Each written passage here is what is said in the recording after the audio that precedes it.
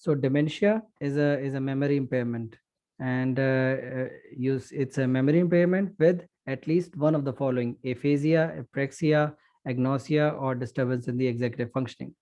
Disturbance in one and two that interferes with the daily functioning and does not occur exclusively during deliriums. So this is not in delirium. Patient may have some psychiatric problems, some behavioral problems along with this dementia.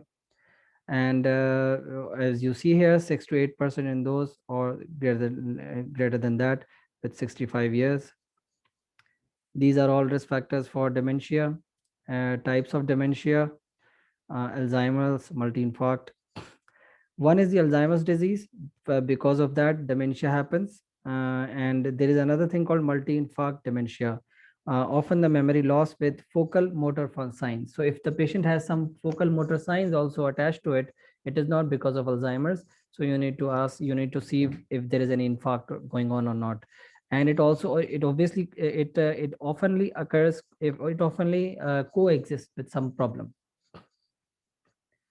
So there is another type called dementia with Lewy bodies. What is that? Dementia plus early motor signs that progress. Motor signs may predominate, and dementia plus detailed, yani if the patient has visual hallucinations, some Parkinsonism, some altered or some alterations of the attentions, then probably it is because of the dementia with Lewy bodies.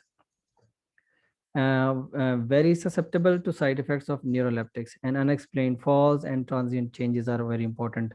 So if you see here, Alzheimer's, it does have just memory problem, which is gradual onset, decrease just slowly and gradually, but with sparing of the motor functioning. Okay. Multi-infarct has some motor signs in it. But if you see Lewy body, it has motor signs plus with some hallucinations and Parkinsonism. So on the basis of the coma of the co-symptoms, you can differentiate the types of dementia. And then there is frontal dementia. It has some behavioral problems also: normal pressure, ataxia, incontinence, and dementia. Medications are also very important to rule out, because there is, as we discussed, there are some things which is mimicry or similar to dementia, but it is not dementia. So you need to rule these out, whether is it because of the medications, is it because of the alcohol, is it because of some metabolic problems, depression. These are all corrective causes of dementia, or it's cause, you can also say that it's a pseudo dementia, which is not actually dementia, but this is the cause of that dementia. If you treat depression, you will treat dementia. If you treat vitamin B12 deficiency or thyroid problems or hyponatremia, hypercalcemias, you can treat dementia. So that's very important. And as a family physician, you should do any thyroid function test, catch all the correctable causes. You first need to evaluate. As far as the investigations are concerned, you do these investigations. These are all correctable causes of dementia. You can do CT scan to rule out any focal infarctions, because which is causing dementia. And goal of the treatment, it's not very important here, because we as family physicians, we don't treat usually dementias, but we should know how you're going to evaluate. And if there is a referral, you need to do the referral for the neurologist. We will skip all these things.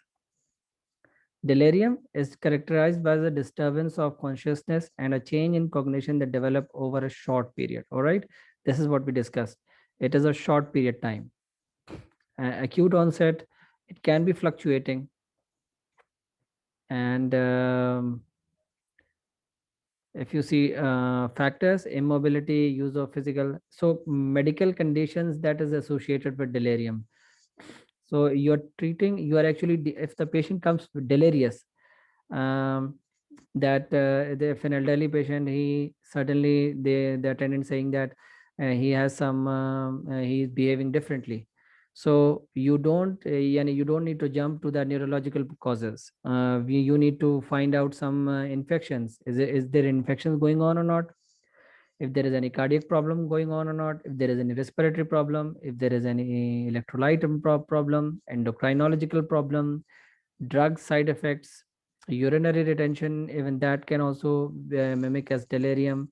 Fecal impaction, severe pain, stroke, hematomas, these are all causes of deliriums. So if the patient has acute onset of these problems, you need to rule out infective causes, cardiological causes, respiratory causes, electrolyte causes, endocrinological, drugs. All of these causes has to rule out in order to know what is the cause of that delirium. First, you need to establish a diagnosis of whether is it a delirium or a depression, is it delirium or a dementia. If it is dementia, then you need to know which kind of dementia or based on the sign and symptoms. Number second is if it is delirium, short onset, then you need to know what is the cause of that, whether is it mimicry or whether is it correctable causes, electrolyte causes. You need to evaluate and rule in or rule out the different causes of delirium, dementia, and all that. And you don't need to go into much of the details of that, but you should have a clear cut concept of delirium and depression and dementia. So that's about it for geriatrics. All right, any question till now?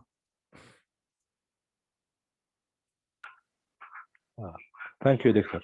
Thank you very much. Okay.